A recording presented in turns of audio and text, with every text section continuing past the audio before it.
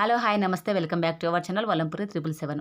మా ఇంట్లో వినాయక చవితి సెలబ్రేషన్ ఎలా చేసుకున్నామో అలాగే నేను ఏమేమి నైవేద్యాలు చేశాను, పూజ అయిపోయేసరికి ఎంత సమయం అయిందనేది ఎక్స్ప్లెయిన్ అయితే చేస్తానండి. పార్ట్ 1 పార్ట్ 2 కింద అయితే నేను వీడియోలు అయితే అప్లోడ్ చేస్తాను. ఈరోజు అయితే పార్ట్ 1 అండి. దేవుణ్ణి ఎలా ప్రతిష్టాపన చేసుకున్నాను, దేవుడి పెట్టుకోవడానికి ఎట్లా అలంకరించుకున్నాను అనేది అయితే ఈ వీడియోలో అయితే క్లియర్గా ఎక్స్ప్లెయిన్ చేస్తాను. తప్పకుండా అయితే చివరి వరకు అయితే చూడండి వీడియోని.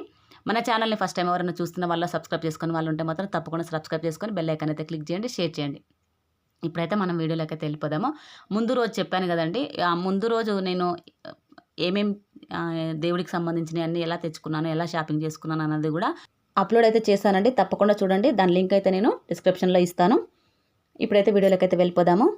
ఆ రోజు మార్నింగ్ అయితే నేను 5:30కి అయితే నిద్ర లేసానండి. ఇల్లంతా క్లీన్ చేసుకొని అలాగే స్నానం చేసుకున్న తర్వాత ఇంకా వంట రూమ్లోకి వెళ్ళి దేవుడికి కావాల్సిన నైవేద్యాలన్నీ ప్రిపరేషన్ అయితే చేసుకున్నానండి. అదైతే కమింగ్ అప్ వీడియోలో చూపిస్తాను, ఏమేమి చేశాను అలాగే ఎలా ప్రిపరేషన్ చేసుకున్నాను అన్నది అయితే తప్పకుండా అయితే ఆ వీడియోలో అయితే ఎక్స్ప్లెయిన్ అయితే చేస్తానండి.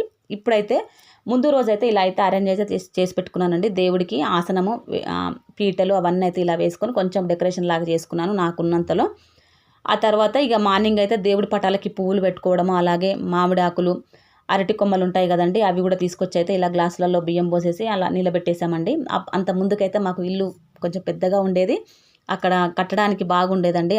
అప్పుడు బాగా అనిపించేది. ఇప్పుడైతే అంత పెద్దగా అయితే లేదు ఇల్లు, అందుకని అక్కడే దేవుడి దగ్గరే ఇలా పెట్టేసుకున్నాను. అంత ముందుకైతే హాల్లో పెట్టుకునేదాన్ని. నాకు ఇప్పుడు హాల్లో పెట్టుకోవడానికి స్పేస్ అయితే లేదండి, అందుకనే దేవుడి దగ్గర ఇలా సైడ్కి అయితే పెట్టేసుకున్నాను. చిన్నగా అనిపించింది. నేను ఎప్పుడే కానీ వినాయక చవితికి పెద్దగా గ్రాండ్గా చేస్తూ ఉంటానండి, అందరు బాగుందని చెప్పేవాళ్ళు. ఈసారి మాత్రం ఇలా నాకు చిన్నగా అయిపోయింది. మరి ఆయననే చేసుకున్నాడు కదా, దానికి మనం ఏం చేయలేము. ఇక ఇంకా ఆ ఇల్లు మారిన తర్వాత ఫస్ట్ టైం అండి మేము ఈ ఇంట్లోకి వచ్చిన తర్వాత వినాయక చవితి చేసుకోవడము.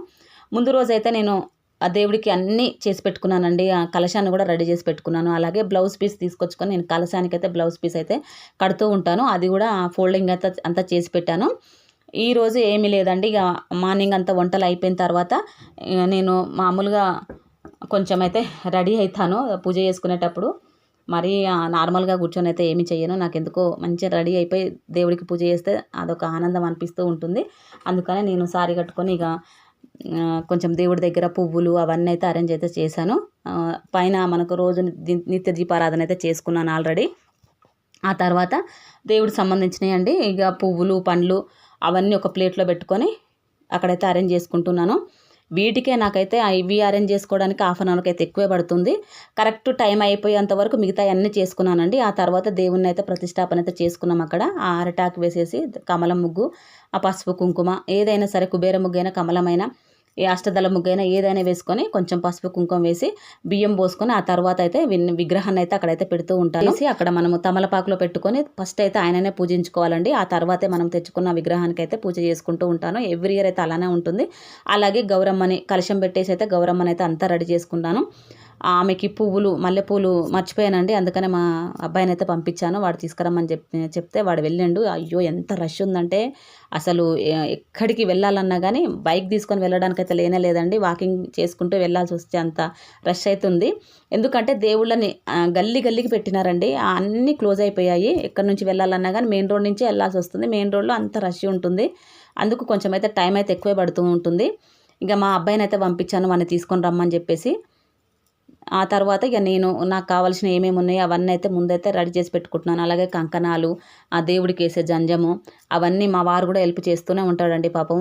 తను కూడా ఒక్క నిమిషం కూడా ఏమీ ఉండడు. పండుగలు వచ్చినాయంటే నాకు ఏమేమి హెల్ప్ కావాలో చిన్న చిన్న పనులు ఏమన్నా ఉంటే అయితే తనే చేస్తూ ఉంటాడు. అదే జంజం చేయడము, కంకణాలు కట్టడము, అలాగే దేవుడికి ఇంకేమన్నా అలంకరణ చేసేటివి అవన్నీ అయితే తనే చేస్తూ ఉంటాడు. ఇక తను చేసేవి తను చేస్తూ ఉంటాడండి. ఇక నేనైతే పసుపు గణపతిని అయితే రెడీ చేస్తున్నాను. మళ్ళీ మర్చిపోతామండి, దేవుని పెట్టిన తర్వాత మనం పూజ మీద కూర్చున్నప్పుడు పసుపు గణపతి లేకపోయేసరికి ఒక బాధ అనిపిస్తూ ఉంటుంది. ఒకసారి అలానే అయిపోయింది. కూర్చున్న తర్వాత మంత్రాలు చదివేటప్పుడు పసుపు గణపతికి అక్షంతలు, పువ్వులు అవన్నీ వేసేటప్పుడు పసుపు గణపతి లేడు. అది బాధ అనిపించింది. ఒకసారి అప్పటికప్పుడు చేసి మళ్ళీ పెట్టాను. అందుకనే ముందే నేనైతే పసుపు గణపతిని చేసి అక్కడ పెడుతూ ఉంటాను. కొందరైతే పసుపు గౌరమ్మను కూడా చేసి పెడుతూ ఉంటారు. ఎందుకంటే నేను ఆల్రెడీ కలశం పెడుతున్నాను కదా, అందుకని గౌరమ్మను అయితే ఏం చేయను. పసుపు గణపతికి ఫస్ట్ చేసి తమలపాకులో పెట్టి అక్కడ ఆయనకు పసుపు కుంకుమ, గంధము అలాగే అక్షంతలు వేసి నమస్కారం చేసుకున్న తర్వాతనే మనం పూజ అయితే ప్రారంభించుకోవాలి. అలానే చేస్తాను ఎవ్రీ ఇయర్ అయితే. ఇక గణపయ్యని అయితే తీసుకొచ్చినాము. కరెక్టు ఆయన ఏ టైంకి అయితే కూర్చోబెట్టుకోవాలో ఆ టైంకే మేము కరెక్ట్ టైంకి అయితే ఆ టైం వరకల్లా అన్నీ ఫినిష్ చేసుకున్నామండి మిగతా పనులు. ఆయనను తీసుకొచ్చి అయితే అక్కడైతే కూర్చోబెట్టాము. చెప్పాను కదా, కిందంగా మనము పచ్చటాకులో కూర్చోబెట్టుకోవాలి ఎప్పుడే గానీ. కొందరైతే పాలవెల్లి కూడా వేస్తూ ఉంటారండి. పాలవెల్లి వేసేదైతే నాకైతే ఏమీ అలవాటైతే లేదు. కొందరికి ఉంటుంది, ఆచారం ఉంటుందండి అది.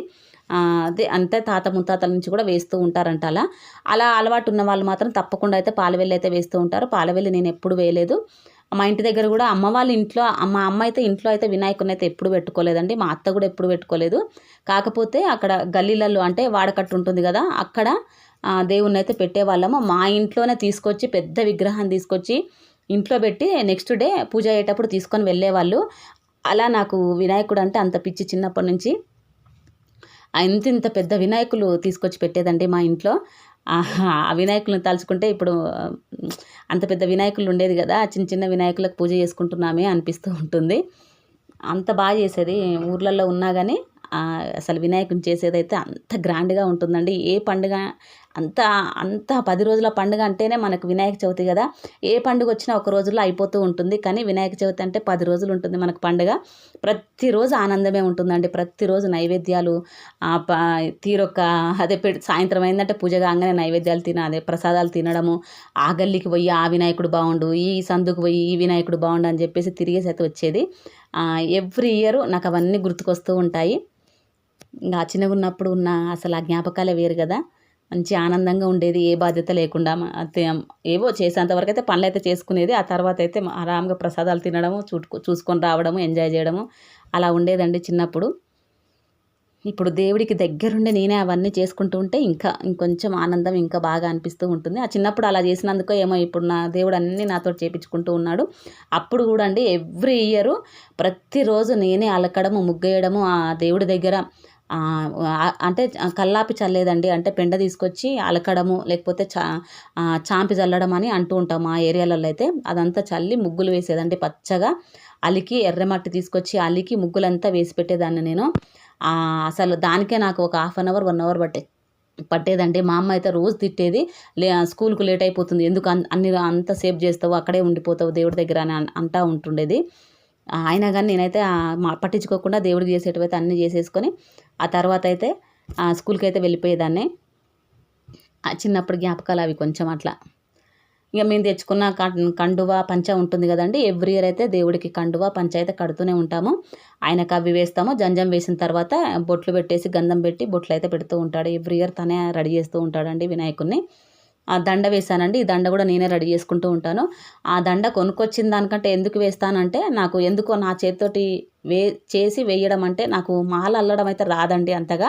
ఇలా రెడీ చేయడం అయితే వస్తూ ఉంటుంది. అందుకని వచ్చిన దాన్ని నేను ఎందుకు వేయొద్దని చెప్పేసి అయితే నా చేతితోటి నేను అల్లి వేస్తే బాగుంటుందని ఇలానే చేసుకుంటూ ఉంటాను. ఎందుకో దేవుడికి అలా చేసిన దండ వేస్తేనే మంచిగా అనిపిస్తూ ఉంటుంది. మా ఆయనేమో నేను తీసుకొస్తానులే, వద్దు నువ్వేం చేయకు, అది ఎక్కువ ప్రాసెస్ కదా, టైం పడుతుంది అని అంటూ ఉంటాడు.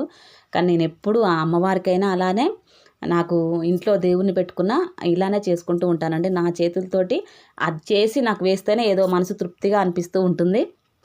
ఆ చామంతి పూలన్నీ నీట్గా ఏరుకొని ఆ తర్వాత అయితే ఈ మాల అయితే రెడీ చేసుకుంటాను. ఆ మాల రెడీ చేసుకుంటాను కూడా ఒక 1/2 అవర్ అయితే పడుతూ ఉంటుందండి. దానికి కూడా కొంచెం టైం కేటాయించే చేయాల్సిందే. అలా చేసిన దండనే నేను ఎప్పుడు వినాయకునికే కానీ అమ్మవారికే కానీ అవే దండలు అయితే వేస్తూ ఉంటాను. అదే గిరి ఉంది కదా మా ఫ్రెండ్, ఎందుకే అంత కష్టపడతావు, కొనుక్కొస్తే అయిపోతుంది కదా, ఒక 500 పెడితే వస్తుంది కదా దండ అంటూ ఉంటుంది. నాకు 500 ముఖ్యం కాదండి. 500 మా ఆయన తెమ్మంటే తెస్తూనే ఉంటాడు పాపం. తను వెనకకి పోనేవాడు దేవుడికి పెట్టాలంటే. కాకపోతే ఎందుకో నాకు నేనే అల్లి వేయాలనిపిస్తూ ఉంటుంది. ఇంతలో మా కన్నమ్మ వచ్చింది. మమ్మీ నాకు బొట్టు పెట్టు అని అడుగుతూ ఉంది. ఇక తను పండుగ వచ్చిందంటే నీట్గా బొట్లు అయితే పెట్టించుకుంటూ ఉంటుంది. మిగతా టైంలో అయితే బొట్టు వద్దు బోనం వద్దు అన్నట్టుగానే ఉంటుందండి. తనకి అంతగా ఏమి ఇష్టం ఉండదు. చిన్న స్టిక్కర్ ఒకటి పెట్టుకుంటుంది అంతే. ఇంకా పండుగ రోజు మాత్రం నీట్గా అయితే పెట్టమని చెప్తూ ఉంటుంది. తనకి గంధము కుంకుమ అయితే పెట్టాను. ఆ తర్వాత తను అక్కడే కూర్చొని డెకరేషన్ గిట్ల అయితే అంత బాగా చేస్తుందండి చేయమంటే. కాకపోతే నేను ముందు రోజే చేసేసుకున్నాను కదా, ఇంకా ఆమె చేయడానికి అయితే ఏమీ లేవు. పూజ కోసం అక్కడ కూర్చొని ఉంది. వాళ్ళ డాడీకి అయితే కంకణాలు కడతా ఉంది. అప్పుడు హెల్ప్ చేస్తూ ఉంది. ఆకు ఉంటుంది కదా, దాన్ని ఫోల్డింగ్ చేసి అయితే ఇస్తూ ఉంటూ ఉంది అక్కడ కూర్చొని. ఇక మా కన్నయ్య అయితే ఇంకా రాలేదు. తను ఏదో చెప్పాను కదండి పూల కోసం పంపించానండి. ఇక తను వచ్చిన తర్వాత అయితే ఇంక తనకు కూడా కంకణం కట్టుకొని ఇక పూజ మీద అయితే కూర్చుంటామండి. ఫస్ట్ అయితే దేవుడికి కడతాము కంకణము, ఆ జంజం అదంతా వేసిన తర్వాత దీపారాధన చేసుకొని మేము కంకణాలు కట్టుకొని ఇక పూజ మీద అయితే కూర్చుంటానండి. ఎవ్రీ ఇయర్ అయితే ఇలానే చేసుకుంటూ ఉంటాము. కొంచెం అయితే ప్రాసెస్ అయితే ఎక్కువనే ఉంటుందండి ఈ పండుగకి. గణపతి పండుగ అంటేనే 3 రోజుల నుంచి అయితే క్లీనింగు అదంతా ఎవ్రీ ఇయర్ అయితే ఇలానే జరుగుతూ ఉంటుందండి. ఈ ఇయర్ అయితే నేను అంత గ్రాండ్గా అయితే అంటూ ఏమీ లేదు. ఎందుకంటే చెప్పాను కదా, పెద్దింట్లో ఉన్నప్పుడు కొంచెం ఎక్కువగా అనిపించేది, అంత గ్రాండ్గా చేసుకునేదాన్ని. ఈసారి అయితే అంత అనిపించలేదు. ఇంకా తర్వాత అయితే ఇంకేమి లేదండి, దేవుడి కోసం అయితే ప్రసాదాలనే చేశాను, అక్కడే పెట్టానండి. గిన్నెలలోనే ఉన్నాయి, ఇక డైరెక్ట్ అలానే పెడదాం అనుకుంటున్నాను ఈసారి, ఇక ప్లేట్లలో కాకుండా. ఇక మా వారైతే కంకణాలు కట్టిండు, ఆ కంకణాలు కట్టుకుని అయితే పూజకైతే కూర్చుంటాము. నెక్స్ట్ వీడియోలో అయితే అంతా ఉంటుందండి, తప్పకుండా చూడండి. వీడియో నచ్చితే లైక్ చేయండి.